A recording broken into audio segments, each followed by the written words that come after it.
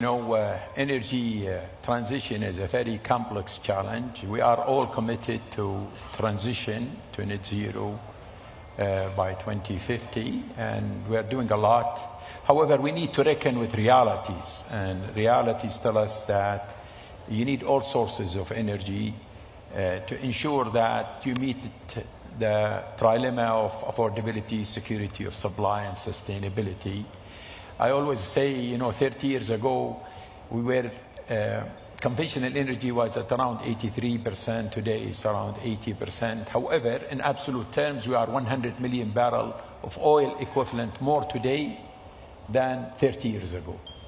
So there is growth. If you look at last year alone, out of 2% growth last year in energy consumption, 60% of that came from conventional energy.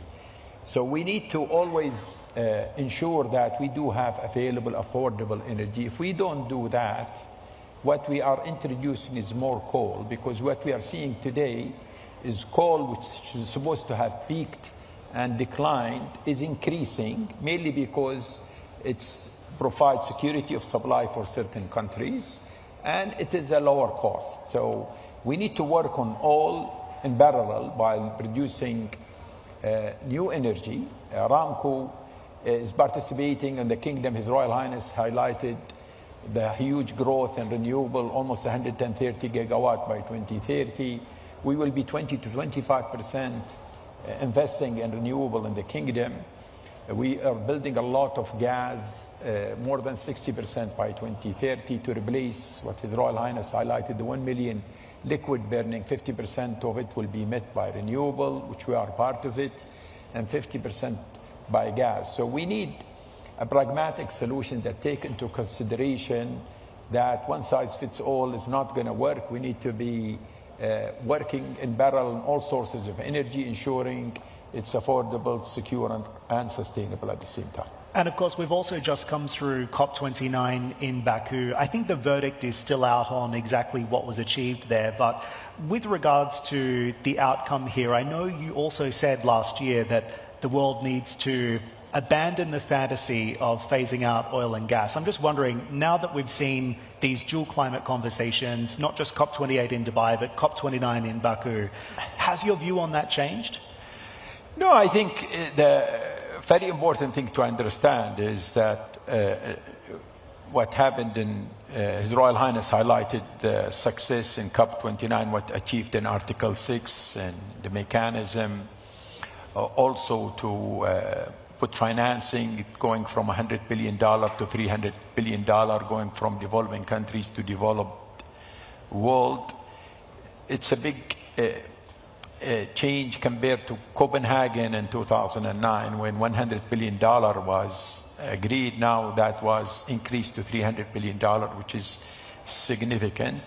In addition, the OGDC, oil and gas decarbonization charter, a group of 54 companies, a lot of national companies got together.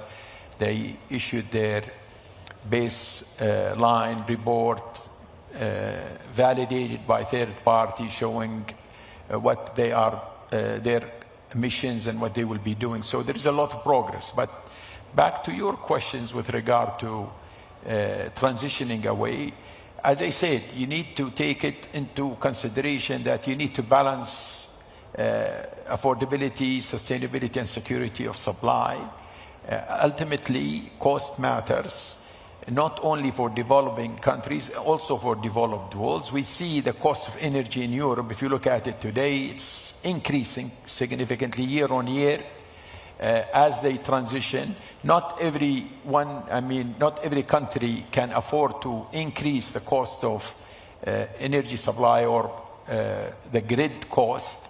It needs to be done in a way that is taking into consideration the economic maturity for different countries around the world, while transitioning, while availing energies that they need. Today, there is almost more than 2 billion people, mainly in the global south, with no access to clean cooking fuel. There is 700 to 800 people with intermittent access to electricity.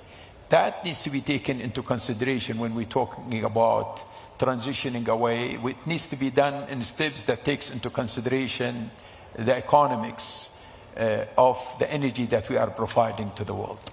So what would you say is the biggest challenge today as it stands when it comes to transition 2.0?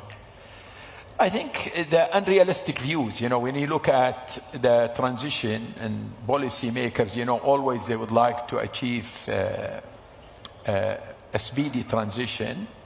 They put certain mandates, and that will not result in, mandates always will ensure, for example, you can ban internal combustion engine, you can do this and that, but mandates or policies will not take care of the economics. So the biggest obstacle I would see is that policy today is not, from certain part of the world, is not reckoning with realities, what's happening in terms of the cost of energy and what needs to be done to transition away from fossil fuel over the long term. So that is a challenge. Also, one of the biggest challenges, technologies and innovation is still not there to bring the cost down. If you look at the cost of hydrogen today, it's on the high side. That's why you cannot get an offtake or scaling up hydrogen, because it's cost a lot. So innovation and technology is an area where a lot of companies and the industry is investing big time to see what can we do by investing. Like, for example, if you look at Aramco today, we have $7 billion venture capital for startups and early stage startups. Most of that funds is for sustainable solutions. So we're looking at how can we reduce the cost while transitioning.